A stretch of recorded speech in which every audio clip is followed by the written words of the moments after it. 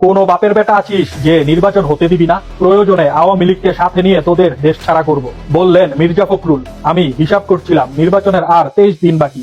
এখন অনেকেই বলছে নির্বাচন হবে কিনা, বাধা দেব, করতে দেব না। খবর নিয়ে দেখেন তাদের 3টা ভোটও নেই। মির্জা ফখরুল ইসলাম আলমগীরের এই বক্তব্যের সাথে কে কে একমত আছেন গঠনমূলক কমেন্টের মাধ্যমে আপনাদের মতামত জানিয়ে যাবেন। ধন্যবাদ। ধর্মের নামে ব্যবসা বন্ধ করেন। জামাতের আমির বলেন ক্ষমতায় গেলে ইসলামী আইন প্রতিষ্ঠা করবে না। আর ব্যারিস্টার শাহরিয়ার কবির বলেন দাড়িপাল্লাকে জয়ী করা প্রত্যেক মুসলিমের নৈতিক ও ধর্মীয় কর্তব্য।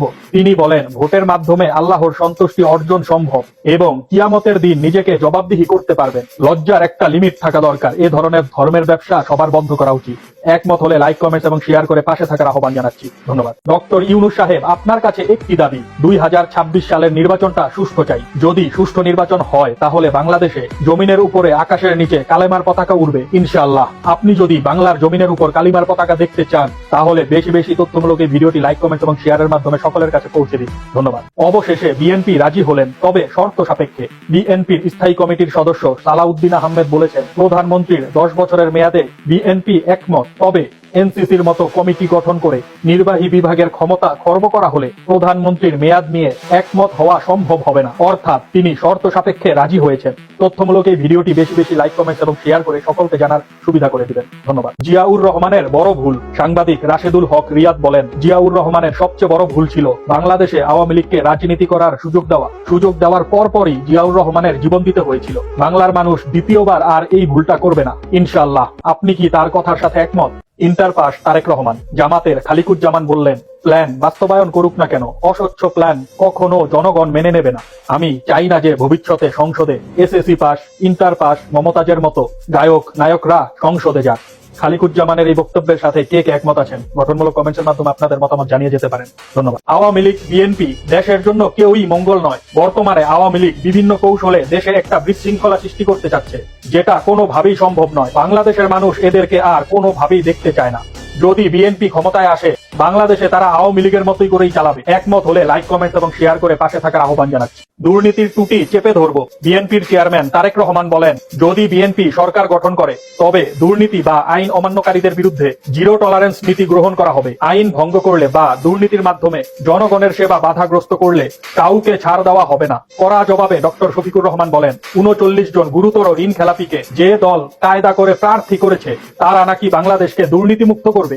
এখানে কার কথা সঠিক গঠনমূলক কমেন্টের মাধ্যমে আপনাদের মতামত জানিয়ে যাবেন। ধন্যবাদ। আওয়ামী লীগ সন্ত্রাসীদেরও আমরা মানবাধিকার চাই।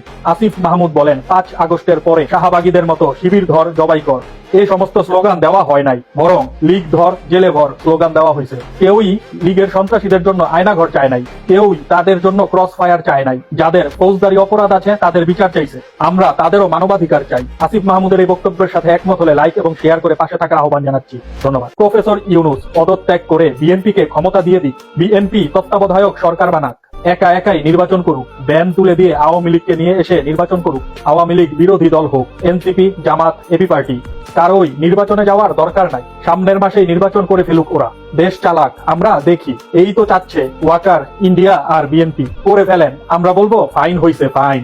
বিনা পয়সায় ভোট। হাসনাত আব্দুল্লাহ বললেন আপনারা বিনা পয়সায় ভোট দেবেন, আমরা 5 বছর আপনাদের বিনা পয়সায় সার্ভিস দেব।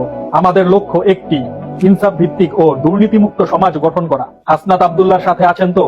যদি পাশে থাকতে চান অবশ্যই লাইক, কমেন্ট এবং শেয়ার করে ভিডিওটি বেশি বেশি শেয়ার করে সকলের মাঝে ছড়িয়ে দেন। ধন্যবাদ। তুমি যদি বিশ্বের সেরা হও আর দেশের জন্য কিছু করতে না পারো তাহলে তোমার জীবন বৃথা। যাও বিদেশে দক্ষতা অর্জন করো বিশ্বের সর্বোচ্চ পর্যায়ে, কিন্তু ফিরে এসো বিজয়ের বেশে, মায়ের কোলে। তবেই তো বদলে যাবে আমাদের এই বাংলাদেশ। তবেই গড়ে উঠবে এমন এক দেশ যেখানে প্রতিটি মানুষ নিজেকে গর্ব করে বলবে আমি বাংলাদেশি, বললেন প্রধান উপদেষ্টা ডক্টর মোহাম্মদ ইউনূস। উনার বক্তব্যের সাথে কে কে একমত আছেন গঠনমূলক কমেন্টের মাধ্যমে আপনাদের মন্তব্য করে যাবেন। ধন্যবাদ। লেফটেন্যান্ট কর্নেলের কড়া হুঁশিয়ারি। সেনাবাহিনী আর সন্ত্রাসী একই এলাকায় একই সাথে থাকবে এটা হতে পারে না।